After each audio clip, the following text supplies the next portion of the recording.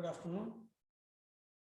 On Saturday, we have finished the allotropic forms of carbon, wherein we have studied in more details the structures for diamond and graphite, but there are again still three more allotropic forms of carbon, which are of little importance, but the allotropic forms, those I have discussed last time, those are very important from the examination point of view. The remaining three parts, that is the graphene, then carbon nanotubes and fullerenes. These are of little importance, but as a part of our study, I would like to give some points of interest among these remaining three types. But before this, I would like to show you the structures for all these allotropic forms of carbon. Just take a look at these structures.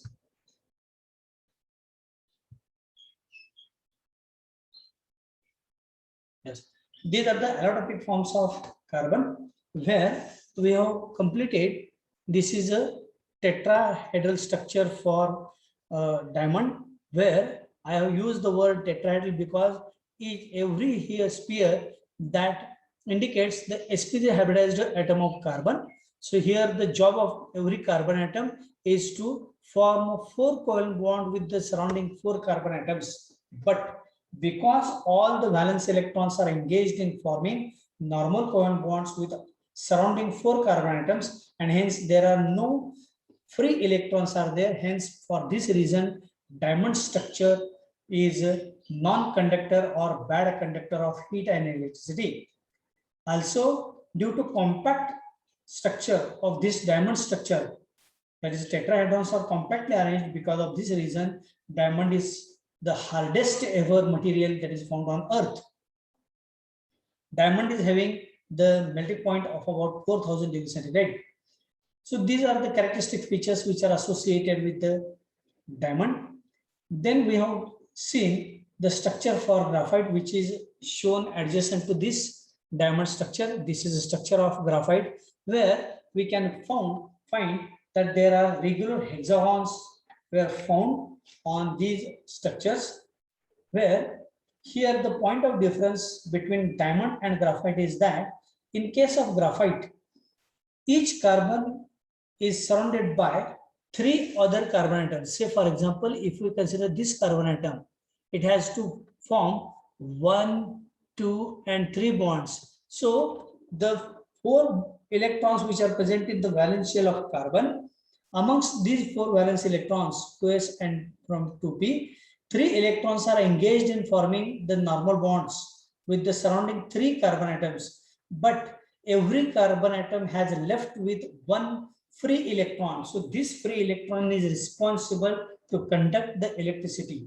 Because the layers are separated by a very weak van der Waals forces, and because of these characteristic features, graphite crystal is soft. So even though these are the allotropic forms of carbon, one allotropic form of carbon is hardest ever found material on earth, and graphite is a soft material.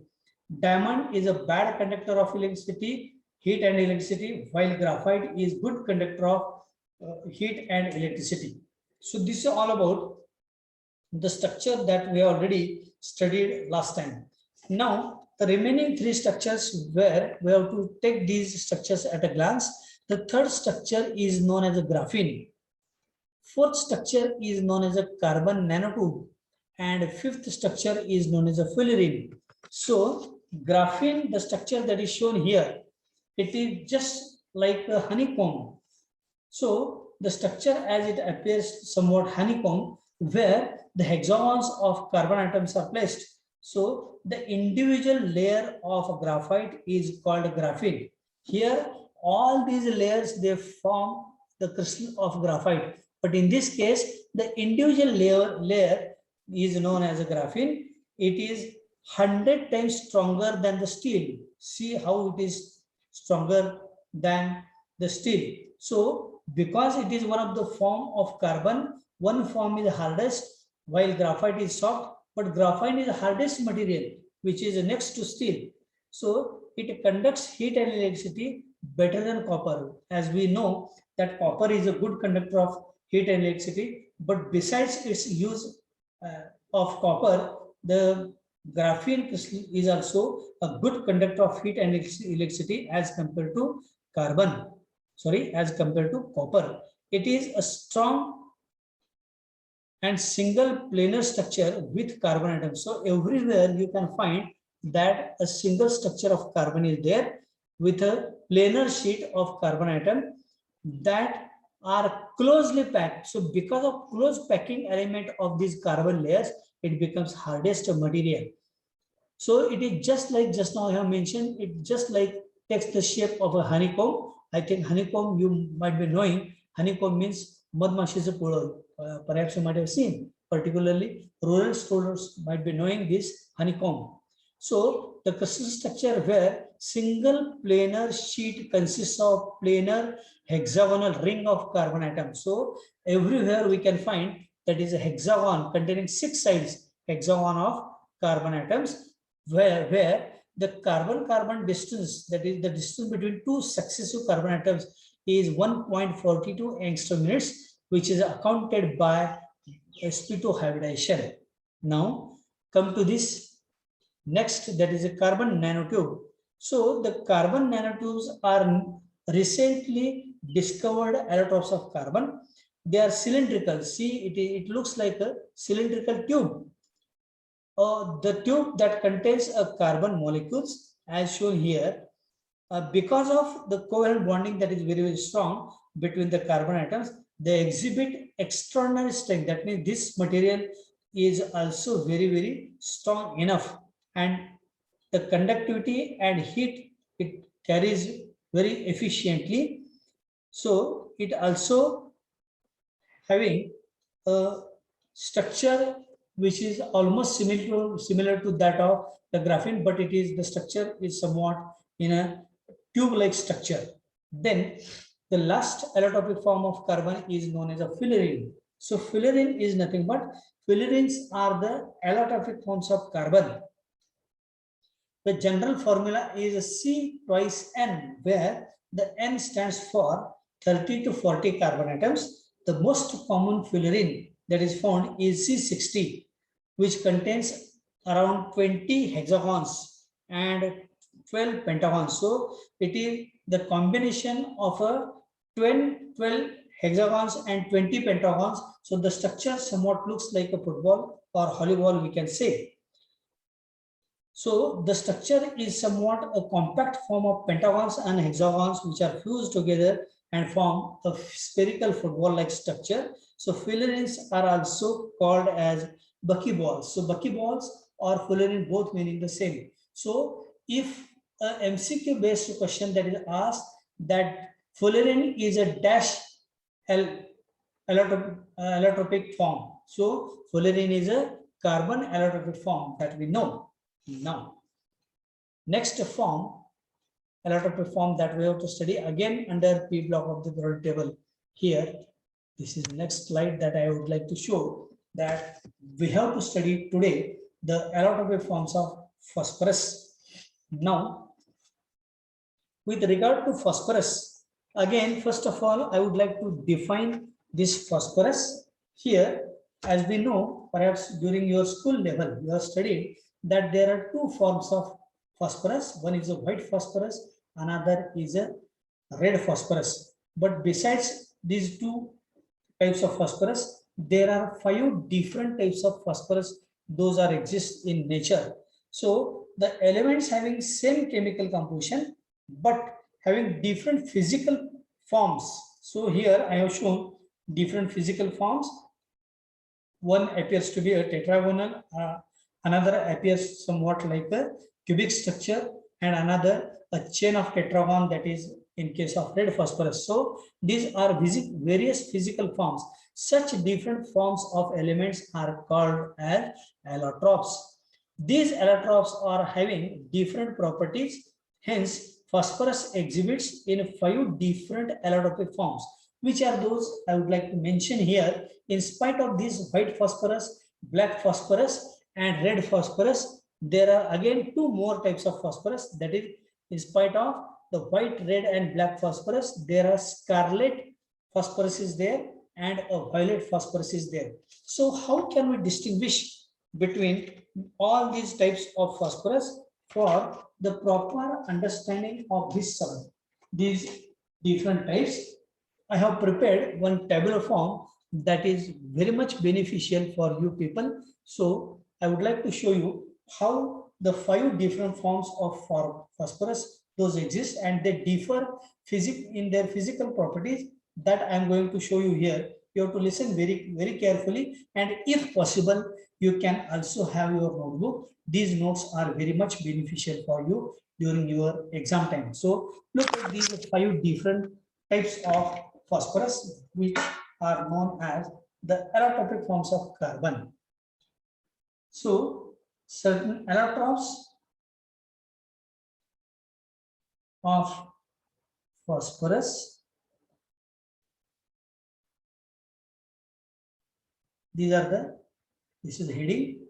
We know just now I have mentioned that there are 5 different types of allotropic forms. So the first form, because if I mention all these forms one by one, then you may not understand these forms correctly. But if we study all the points or all the allotropic forms together at a time, then it is very easy to understand. For your clear understanding, I have made this tabular form. So first type of allotropic form of phosphorus is a white phosphorus.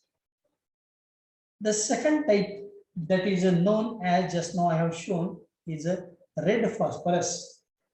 The third is a black phosphorus. Then fourth, just now I have mentioned, is a scarlet phosphorus.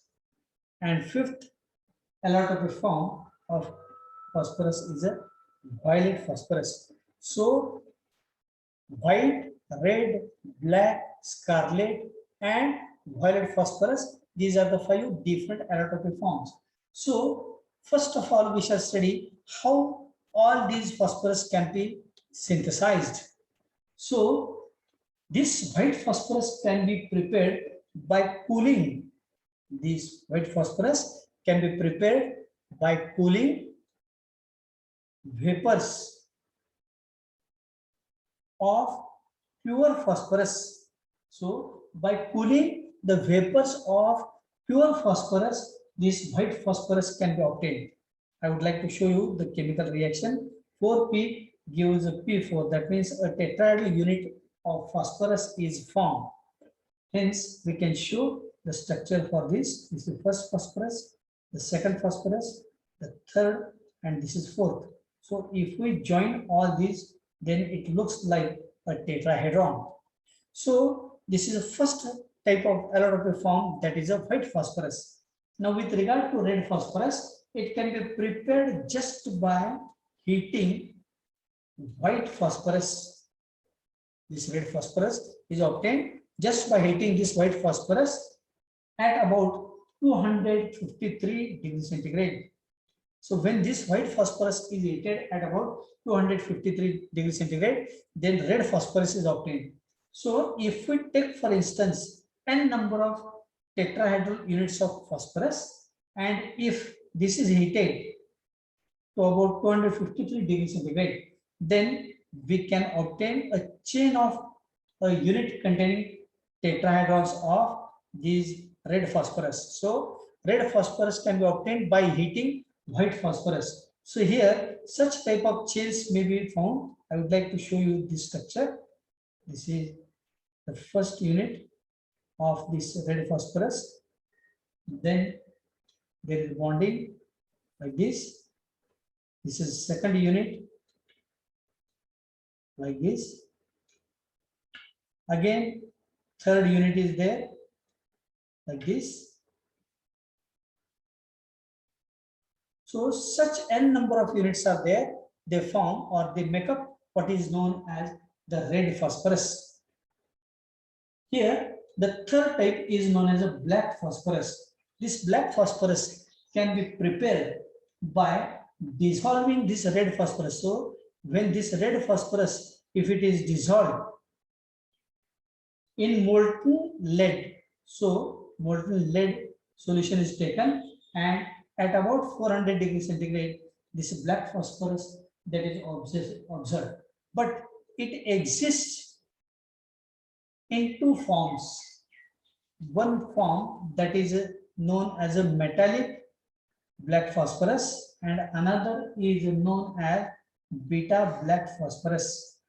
Metallic black phosphorus is known as alpha black phosphorus, and second type is known as a beta black phosphorus. So this alpha black phosphorus exists in chain-like structure, while beta black phosphorus, which contains certain hexagons of regular units of phosphorus. So I would like to show you the structure for this, the hexagon, which can be shown as like this.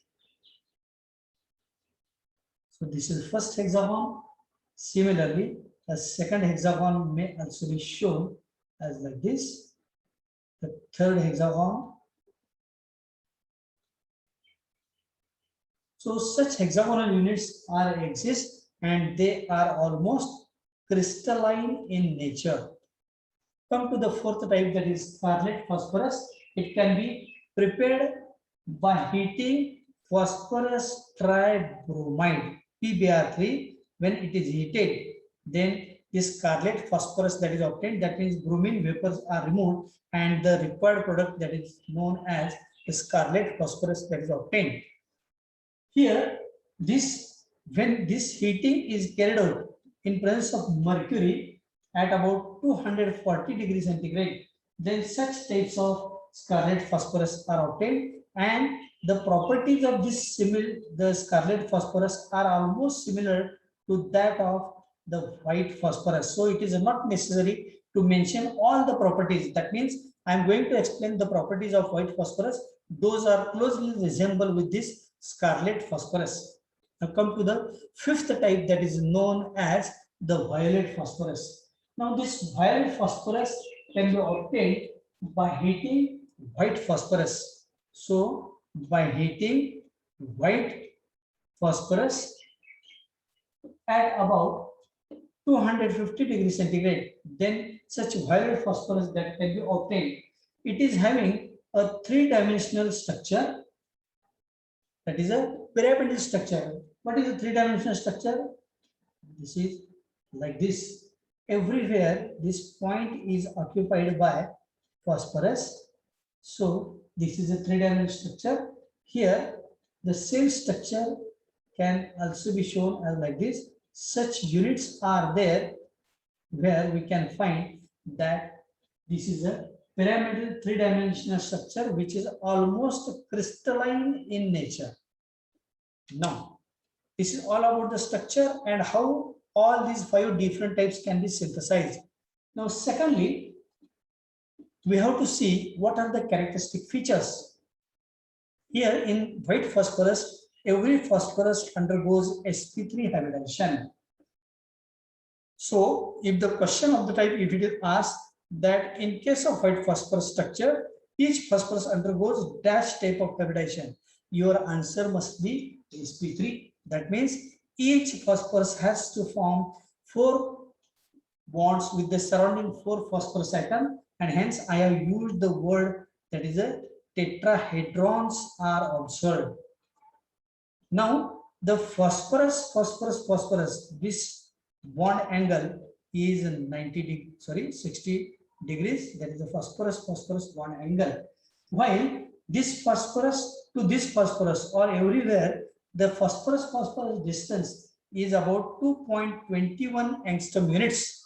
So this is a bond length between 2 successive phosphorus atoms. This structure or the material is almost waxy, but it glows when dark is there or during night. This white phosphorus that glows during night, and it is having the melting point about 44.1 degrees centigrade. It is also a bad conductor of electricity, and it is soluble in ether as well as carbon disulfide. So these are some of the important properties associated with this white phosphorus. I would like to tell you one interesting point about this white phosphorus. This is the apart from this our chemistry subject, but as your chemistry students, I have to tell you the peculiarity of this white phosphorus. आपल्याला माहित आहे की आपण नेहमी म्हणतो की स्मशानात आपण रात्री भूत असल्यासारखं दिसतं, वेगवेगळ्या वेगवेगळ्या अशा फिगर्स स्मशानामध्ये दिसत असतात. तर तसं भूत वगैरे काय असत नाही. आपण केमिस्ट्रीचे विद्यार्थी आहोत, आपल्याला माहित आहे ज्यावेळेला डेड बॉडी ही बर्न करतात स्मशानामध्ये त्यावेळेला the bones remains unaffected, bones तशीच राहतात डेड बॉडीची, आणि या बोन मध्ये आपल्याला माहित आहे की हा व्हाईट फॉस्फरस असतो. आणि व्हाईट फॉस्फरस हा ड्युरिंग नाईट एरियल ऑक्सिडेशन होतं आणि त्याच्यामुळे काय होतं दॅट ग्लोज इन डार्क, आणि त्याला एक प्रकारची अशी चकाकी असते. जसं आपण काजवे रात्री चमकतेने बघतो त्याप्रमाणे ह्या बोन्स मधून ज्यावेळेला व्हाईट फॉस्फरस बाहेर पडतो, when it comes in contact with atmospheric air, it glows in dark. आणि आपल्याला असं वाटतं की रात्री भूत वगैरे आहेत की काय, पण तसं भूत वगैरे काही असत नाही. भूत वगैरे कुठेही जगात असत नाही. It is observed in only graveyard. स्मशानातच फक्त आढळतं, कारण तिथे डेड बॉडीज बर्न केल्यामुळं जो बोन्स मधला व्हाईट फॉस्फरस आहे, that white phosphorus glows in dark, and because of which we can see this phenomena. So this is apart from our subject, but you being chemistry people, I should tell you the chemistry behind this white phosphorus. Now secondly, the red phosphorus. The red phosphorus, as can be seen here, it is having a long chain like structure containing the polymeric units of this tetrahedron. Polymeric means so many units of tetrahedral units of P4 units are there. They form a long chain like structure. This red phosphorus is more stable than white phosphorus. This is very important that this red phosphorus is more stable than white phosphorus. Also, it does not show the phosphorescence. Phosphorescence means the glowing phenomena is known as a phosphorescence. So this glow property of phosphorus, this is not shown by this red phosphorus. Also, a contrast feature of this red phosphorus is that it is insoluble in carbon disulfide, but the white phosphorus is soluble in carbon disulfide, and also it is insoluble in ether.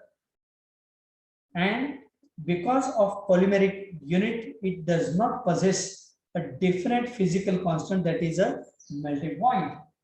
Then the third type is known as the black phosphorus. Now black phosphorus, as can be seen from this figure, that there are hexagons are present which may be of the metallic alpha black phosphorus or beta black hexagonal structure. Here this black phosphorus is showing exactly contrast characteristic features of those which were not exhibited by either red or white phosphorus. That is, this black phosphorus is a good conductor of heat and electricity.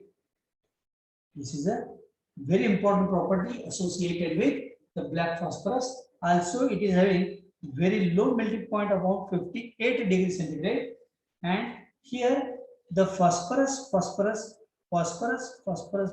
this bond angle PPP, this bond angle is found to be 99 degrees, while the phosphorus bond length, that is PP bond length, is about 2.14 angstrom units.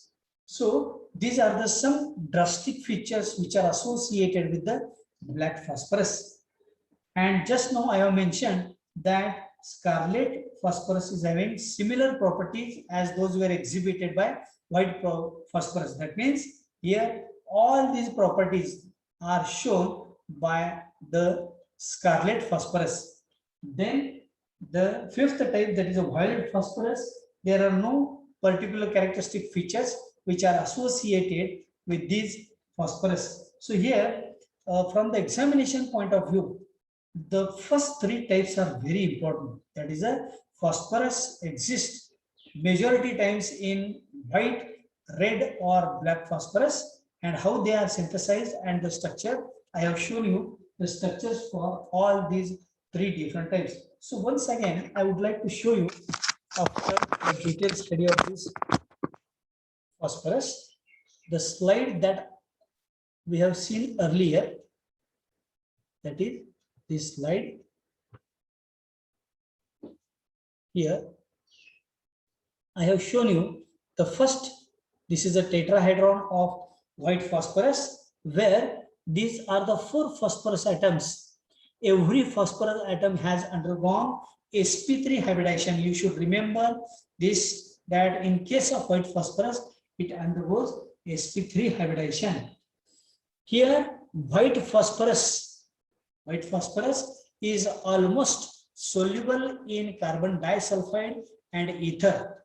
But if we move towards the black phosphorus, if we move towards the red phosphorus here, I have shown purposefully the red balls, which indicates that it is a red phosphorus. Such tetrahedral, n number of tetrahedral units are there. So it can form a chain-like structure of these tetrahedrons, where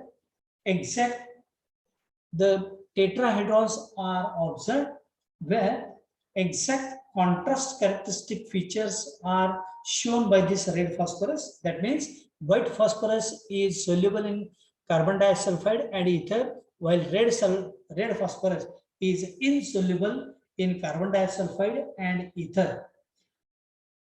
White phosphorus is having a definite melting point about 44.1 degrees centigrade, but red phosphorus does not show the exact physical constant, that is the melting point. So this red phosphorus is very much stable as compared to white phosphorus, because you know that phosphorus is always kept in a kerosene bath, because if it is taken out, then phosphorus oxide will be formed with the atmospheric action, and hence it is always, these phosphorus are always kept in a kerosene bath. We have also seen just now that black phosphorus, the peculiarity of this black phosphorus, just now we have seen that such hexagons are observed in case of black phosphorus, and also we have seen just now that black phosphorus is a good conductor of heat and electricity, having the melting point of about 58 degrees centigrade, while the phosphorus one angle is 99 degrees and phosphorus distance is 2.1414 angstrom units. So from the examination point of view, these are the 3 types which are very, very important. The characteristic features of white and red phosphorus I have told you already, that is about the solubility and the physical constant also. And I have also mentioned that white phosphorus that glows in dark, and for this reason during night we can see the glow of phosphorus when the bones are burnt. And with regard to this white phosphorus, the red phosphorus, as it is insoluble in organic liquids such as carbon disulfide and ether, it does not have any fixed physical constant, that is a melting point, and it also does not show the property that is known as a phosphorescence. That means the glowing property of phosphorus is not at all shown by this red phosphorus. So if you remember the points of differences between all these allotropic forms of phosphorus, then it is very easy to understand.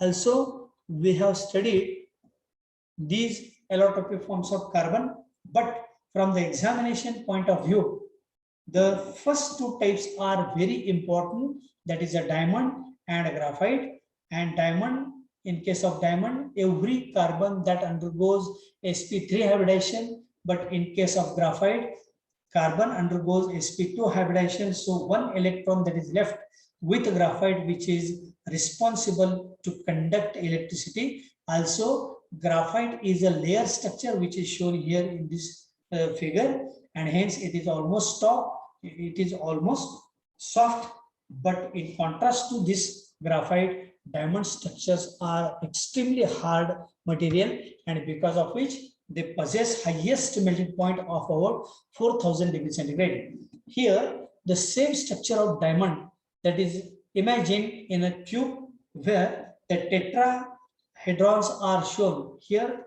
even though the tetrahedrons are shown where there is a gap that we can observe here, but no such gaps are existing in actual diamond crystal, and because no space or no empty space is there, hence a diamond material is extremely hard.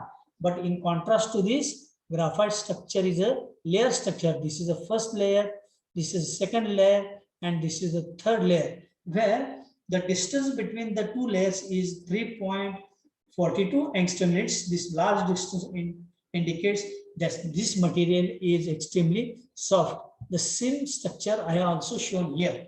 So by looking at this structure of diamond and graphite, which are shown here, the left side structure is a graphite where a layer structure is shown, and these vertical lines, those indicates that this is the first layer, this is the second layer, this is the third layer, and so on. But in case of diamond, a tetrahedrons are observed. There are no as such layer structure that is observed. So due to this reason, these structures are extremely strong enough. And I also shown you the elaborate structure for diamond. So this is a single unit of this diamond. Then this is again, these are the carbon atoms which are surrounded by this. And here after the diamond, after the diamond structure, when it is elaborated in all possible direction, then we can see such a big giant structure. So time is not permitting me to continue further. So I want to stop here because only a few minutes are left, and also you are having one more lecture. So I would like to